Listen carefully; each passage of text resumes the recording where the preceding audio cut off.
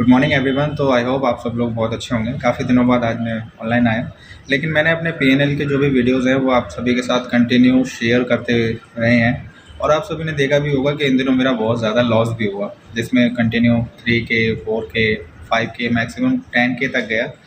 लेकिन उन चीज़ों में मैंने बहुत कुछ सीखा, और बहुत कुछ सीखने के साथ साथ मैंने आप सभी के साथ शेयर भी किया है कंटिन्यू। आप देख सकते हैं मेरे वीडियोज़ में जाके पीएनएल को। उन सब में मेरे प्रॉफ़िट्स भी हुए हैं, ऐसी बात नहीं है, लेकिन ड्यूरिंग द प्रॉफ़िट्स मैंने लॉसेस बहुत ज़्यादा किए हैं। और लॉसेस इतने ज़्यादा बढ़ गए हैं मेरे लिए अभी कि कभी-कभी मैं भी सोचता हूँ कि यार बंद क्यों ना कर दूँ, क्योंकि मैं भी अभी as a beginner trade start किया है। लेकिन ऐसा नहीं है कि हम ट्रेडिंग बंद कर दें।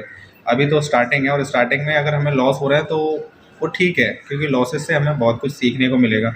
लेकिन अगर हम लॉसेस करने के बाद में खुद को हारता हुआ देखते हैं और उस रास्ते से पीछे हट जाते हैं, तो वो हमारे लिए सबसे ज़्यादा मुश्किल होता है।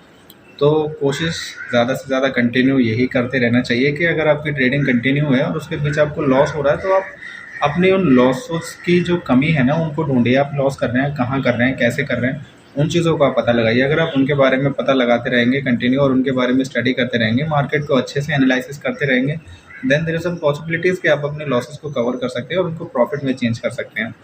क्योंकि आपको खुद ही अपने प्रॉफिट्स बनाने हैं, कोई और नहीं बनाएगा। अगर कोई हेल्प भी करेगा, अगर कोई आपको टेलीग्राम चैनल से या कहीं से भी यूट्यूब से अगर आपको ट्रेड लेना बताएगा, तो हो सकता है उसमें आपको इनिशियल पॉइंट्स में आपको ट्रेड मिल जाए अच्छे और प्रॉफिट्स भी हो जाए। लेकिन कंटिन्यू ऐसा नहीं होता है। तो मैक्सिमम आप खुद से यही करें कि अपनी स्ट्रैटेजी बनाएं। अगर आप अपनी स्ट्रैटेजी पे काम करेंगे तो उसमें आपको प्रॉफिट्स मिलने के चांसेस हैं वो ज़्यादा रहेंगे, किसी दूसरे की स्ट्रैटेजी पे काम करने के बजाय। लॉसेस से बचें, क्योंकि जितना कम आप लॉस करेंगे तो लॉसेस कम होने से क्या है, आपके प्रॉफिट्स ऑटोमेटिकली बढ़ जाएंगे। हम क्या करते हैं, मैक्सिमम अपने प्रॉफिट्स को होल्ड करने के बजाय लॉस को होल्ड कर लेते हैं, जिससे क्या होता है कि हमारा लॉस कंटिन्यू बढ़ता रहता है, बढ़ता रहता है। और मैंने ऑलरेडी इन चीज़ों को फेस किया है, मैंने शेयर भी किया है आपके साथ। आप देख सकते हैं 3-3 4-4 दिन मैंने डिलीवरी को होल्ड किया है इन बैंक निफ्टी में। लेकिन उसके बाद में हुआ क्या, मुझे कंटिन्यू प्रॉफिट्स के बजाय लॉस देखने को मिला। और इन दिनों मेरा लॉस अप्रॉक्सीमेटली अगर मैं बताऊं तो 40 to 50,000 के आसपास जा चुका है। तो मैं सोच रहा हूं कि कुछ दिन के लिए रेस्ट करूं इससे। हाँ, मार्केट को मैं कंटिन्यू एनालिसिस करता रहूँगा, देखता रहूँगा, उसके बारे में पढ़ता रहूँगा, लेकिन मैं ट्रेड नहीं लूँगा फ़िलहाल। क्योंकि 2 से 4 दिन कभी कभी क्या होता है ना, जब हम ओवर ट्रेड कर देते हैं तो ओवर ट्रेड करने की वजह से इमोशनली और साइकोलॉजिकली दोनों से ही डिस्टर्ब हो जाते हैं। तो कोशिश मेरी फ़िलहाल यही है कि मैं इन दिनों मिनिमम 15 to 20 डेज़ ट्रेड नहीं करूँगा, और मार्केट को सिर्फ देखूँगा।